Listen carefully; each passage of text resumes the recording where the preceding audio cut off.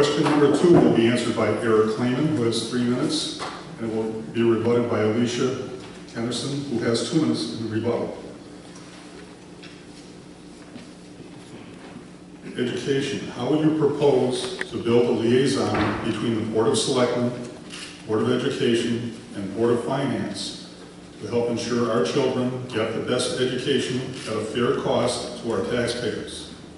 Specifically, how would you address the declining enrollment issue as it relates to the continued operation of our 3 elementary schools?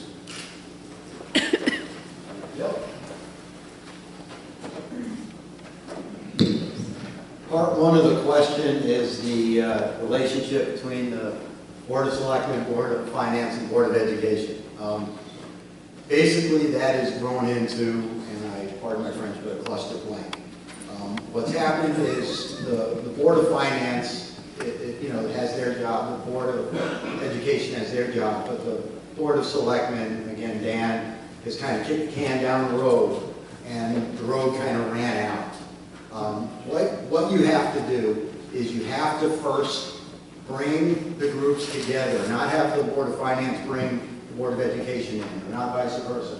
The Board of Selectmen brings them in, and if it has to be a liaison from the Board of Selectmen, that's fine. Somebody who knows how to find commonality, common ground, somebody who can basically build consensus. And again, you start from somewhere. Let's say you start from what's the basic thing that everybody on both boards agrees. We love New Hartford.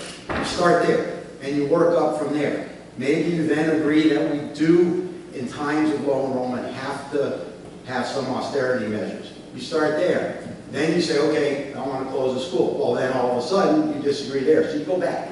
You go back to the last spot you agree on, and you start there. And then you work forward from there. And that's what a liaison from the Board of Selectmen will do to try and bring people together. I mean, we brought John Lennon and Paul McCartney together. We can bring these guys together.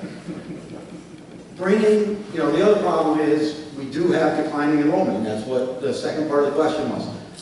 We gotta understand that we gotta look positive.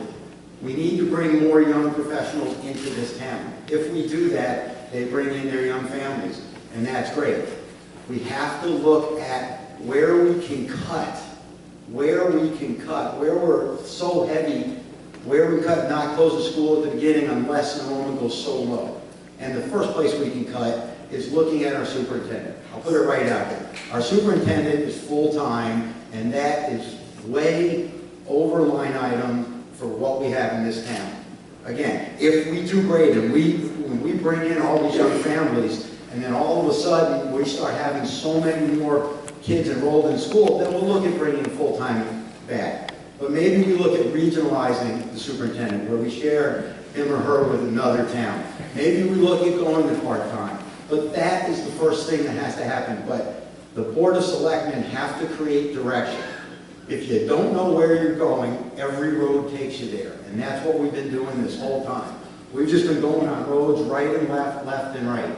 We have to stay positive. We will build this town back up for young families. We will bring young families in. We will make it exciting and so great downtown that they will come back in, just like Collinsville or Unionville's done.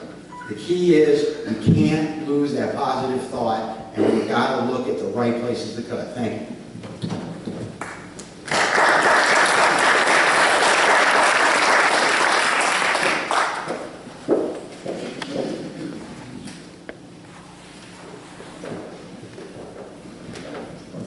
Well, first I would say that we have worked with the boards in the past, and we've been on the Board of Selectmen for 6 years and 8 years.